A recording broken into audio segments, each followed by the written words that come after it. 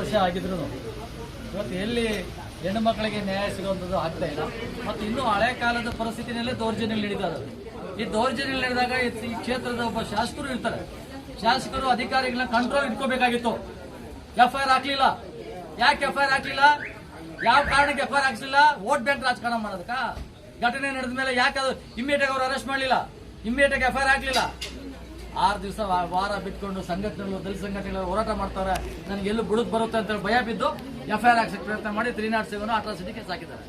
ಇವತ್ತು ಶಾಸಕರು ನೇರವಾಗಿ ಇದಕ್ಕೆ ಹೊಣೆ ಅಂತ ನಾನು ಭಾವಿಸ್ತೀನಿ. ಶಾಸಕರು ಇವತ್ತು ಕೂಡಲೇ ಬರಬೇಕು, ಆ ಹೆಣ್ಣು ಮಕ್ಕಳಿಗೆ ಸಿಗಬೇಕಾದಂತ ನ್ಯಾಯ ಕೊಡಿಸೋ ಕೆಲಸ ಮಾಡಬೇಕು. ರಮೇಶ್ ಕುಮಾರ್ ಅವರು ವಿಧಾನಸಭೆಯಲ್ಲಿ ಕಣ್ಣಲ್ಲಿ ಹಾಕೊಂಡು ಬಾಬಾ ಸಾಹೇಬ್ ಅಂಬೇಡ್ಕರ್ ಅವರು ಸಂವಿಧಾನ ಬರೆದ್ರು ಹಾಗೆ ಬರೆದ್ರು ಅಂತ ಕಣ್ಣಲ್ಲಿ ಹಾಕೊಂಡು ಓದಿಸ್ತಾರೆ. ನೋಡಿದಾಗ ನಮ್ಗೆ ಅಯ್ಯೋ ಅನ್ಸುತ್ತೆ, ಏನಪ್ಪ ರಮೇಶ್ ಕುಮಾರ್ ಇಂಥ ಒಬ್ಬ ತ್ಯಾಗಮಯಿ ದಲಿತರ ಪರವಾಗಿ ಇದ್ದಾರೆ ಅಂತ ನಾವು ಅಂತೀವಿ. ಇಲ್ಲಿ ಮತ್ತೆ ಮಾತಾಡುವಾಗ ಮೀಡಿಯಾ ಮುಂದೆ ಮಾತಾಡ್ತಾರೆ, ಹೇಳ್ತಾರೆ ನೋಡ್ರಿ ಎಲ್ಲ ಸರ್ಕಾರಿ ಇನ್ಸ್ಪೆಕ್ಟರ್ ಷಡುಕಾಶ್ ಅವರೇ, ತಹಸೀಲ್ದಾರ್ ಷಡುಕಾಶ್ ಅವರೇ, ಸೋಷಿಯಲ್ ವೆಲ್ಫೇರ್ ಡಿಪಾರ್ಟ್ಮೆಂಟ್ ಆಫೀಸರ್ಗಳು ಷಡುಕಾಶ್ ಅವರೇ, ಎಲ್ಲ ಅಧಿಕಾರಿಗಳು ಷಡುಕಾಶ್ ಇದ್ದಾರೆ. ನಾನೇ ನಮ್ಮ ಅಲ್ಲಿ ಇವ್ರ್ಯಾರು ಮಾಡಲಿಲ್ಲ ಅಂದ್ರೆ ನಾನೇ ಅವ್ರಿಗೆ ಹೋಗಿ ಅಟ್ಯಾಕ್ ಮಾಡ್ತೀನಿ. ಯಾಕೆ ಅಟ್ಯಾಕ್ ಮಾಡ್ತೀವಿ ಸರ್? ನಿಮ್ಮ ಕೆಲಸ ಮಾಡಿಸಿ. ಇಲ್ಲೇನು ಸುಳ್ಳು ಕೇಸ್ ಅಲ್ಲ. ನಿಮ್ಮ ಪಕ್ಷ ಬಿಟ್ಬಿಡಿ. ನಿಮಗೆ ಇಲ್ಲಿ ಯಾರು ದೌರ್ಜನ್ಯ ಮಾಡಿದ್ದಾರೆ, ಆ ಹೆಣ್ಣು ಮಕ್ಕಳ ಮೇಲೆ ಯಾರು ಇತ್ತೀಚೆಗೆ ದೌರ್ಜನ್ಯ ಮಾಡೋ ಪ್ರಯತ್ನ ಮಾಡ್ತಾ ಇದ್ರು, ಎಲ್ಲೆಲ್ಲಿ ಅವರು ಯಾವ ರೀತಿ ಅಸಡ್ಯವಾಗಿ ನಡ್ಕೊಂಡಿದ್ದಾರೆ, ಅಸಡ್ಯವಾಗಿ ಏನೇನು ನಡೆದಿದೆ ತನಿಖೆ ಆಗಲಿ. ಇವತ್ತು ಶಾಸಕರು ಈ ಕೂಡಲೇ ಈ ಘಟನೆ ಬಗ್ಗೆ ಅವರು ಮುಂಜಾಗ್ರತೆ ವಹಿಸಬೇಕಾಗಿತ್ತು. ಘಟನೆ ಹಾಗೆ ಹೋಗಿದೆ, ಆದರೆ ಮುಂದಾದ್ರೂ ಈ ಥರ ಆಗದೆ ಇರೋದಕ್ಕೆ ತಡೆಯುವಂಥ ಕೆಲಸ ಮಾಡಬೇಕು. ಶಾಸಕರು ಓಪನ್ ಆಗಿ ಹೇಳಬೇಕು, ಓಪನ್ ಆಗಿ ಈ ಘಟನೆಯನ್ನು ಖಂಡಿಸುವಂಥ ಕೆಲಸ ಮಾಡಲಿ ಅಂತ ನನ್ನ ಸಂದರ್ಭದಲ್ಲಿ ಹೇಳ್ತೀನಿ. ಇವತ್ತು ನನಗೆ ಶಾಸಕರ ಬಗ್ಗೆ ಅಪಾರವಾದ ವಿಶ್ವಾಸ ಇದೆ. ಅವರು ಮಾತಾಡೋದನ್ನ ಅವರು ಧಾರಾವಾಹಿಗಳಲ್ಲಿ ನಟನೆ ಮಾಡ್ತಕ್ಕಂಥದ್ದನ್ನ ನಾವು ಗಮನಿಸಿದ್ದೇವೆ. ಆ ನಟನೆ ಆಗೋದು ಬೇಡ. ಇಲ್ಲಿ ವಾಸ್ತವ ಸಂಗತಿಯನ್ನು ಜನರಿಗೆ ತಿಳಿಸ್ಬೇಕು. ವಾಸ್ತವಗಳನ್ನ ತಿಳಿಸೋ ಕೆಲಸಕ್ಕೆ ಆಗಲೇಬೇಕು. ಈ ಕೆಲಸ ಇದಾಗದೆ ಹೋದ್ರೆ ಇಂಥ ಘಟನೆಗಳು ಮತ್ತೆ ಮತ್ತೆ ಆಗ್ತಾ ಇರ್ತವೆ.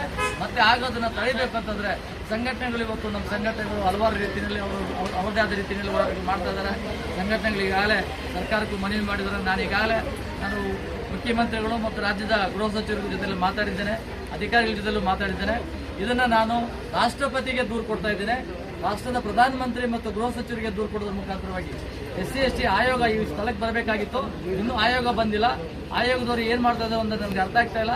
ಈ ಘಟನೆ ನಡೆದ್ರು ಇಷ್ಟು ದಿನ ಆದ್ರೂ ಇವತ್ತೆಲ್ಲ ಒಂದ್ ಕಡೆ ರಾಜಕೀಯದ ನಮಗೆ ಅವಶ್ಯಕತೆ ಇಲ್ಲ. ಇಲ್ಲಿ ನಮಗೆ ಬೇಕಾಗಿರ್ತಕ್ಕಂಥದ್ದು ಹೆಣ್ಣು ಮಕ್ಕಳನ್ನು ಹಾಕೊಂಡು ತುಳಿದಾಕಿದ್ದಾರೆ. ನೋಡಿದ್ರೆ ಮೀಡಿಯಾದಲ್ಲಿ ನೋಡಿದಾಗ ಸೋಷಿಯಲ್ ಮೀಡಿಯಾದಲ್ಲಿ ಕಣ್ಣಲ್ಲಿ ನೀರು ಬರ್ತದೆ. ಇಂಥ ಪರಿಸ್ಥಿತಿ ಆಗಬಾರ್ದಾಗಿತ್ತು. ಈ ಘಟನೆ ಆಗಿರೋದನ್ನ ನಾನು ತೀವ್ರವಾಗಿ ಖಂಡಿಸ್ತೇನೆ.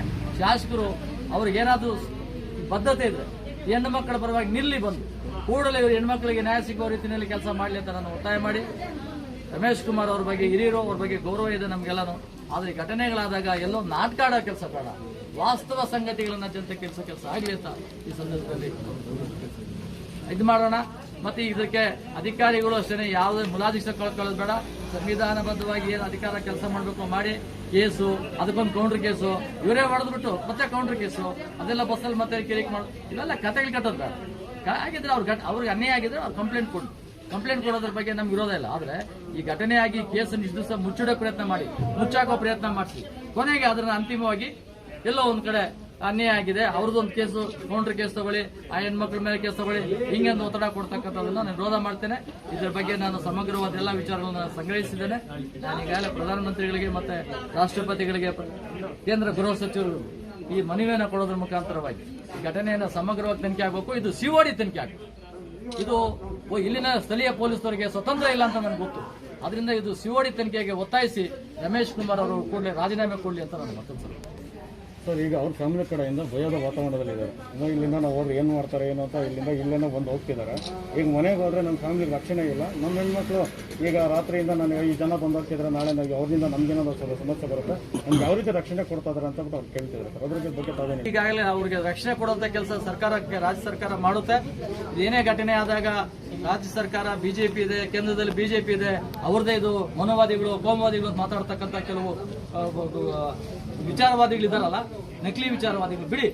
ಯಾರೇ ಆಗ್ಲಿ, ಬಿಜೆಪಿಯವರೇ ಆಗಿರ್ಲಿ, ಕಾಂಗ್ರೆಸ್ ಅವರೇ ಆಗಿರ್ಲಿ, ಜನತಾ ದಳದವರಾಗಿರ್ಲಿ, ಯಾರೇ ಆಗಿರ್ಲಿ, ಅವ್ರನ್ನ ಕೂಡಲೇ ಅರೆಸ್ಟ್ ಮಾಡೋದ್ರ ಜೊತೆಗೆ ಭಯದ ವಾತಾವರಣದಿಂದ ಮುಕ್ತಗೊಳಿಸಬೇಕಾದ್ರೆ ಅವ್ರಿಗೆ ಮನೆಗಳ ಹತ್ರ ಬಂದೋಬಸ್ತ್ ಹಾಕಬೇಕು, ಪೊಲೀಸ್ ವ್ಯವಸ್ಥೆ ಹಾಕಬೇಕು.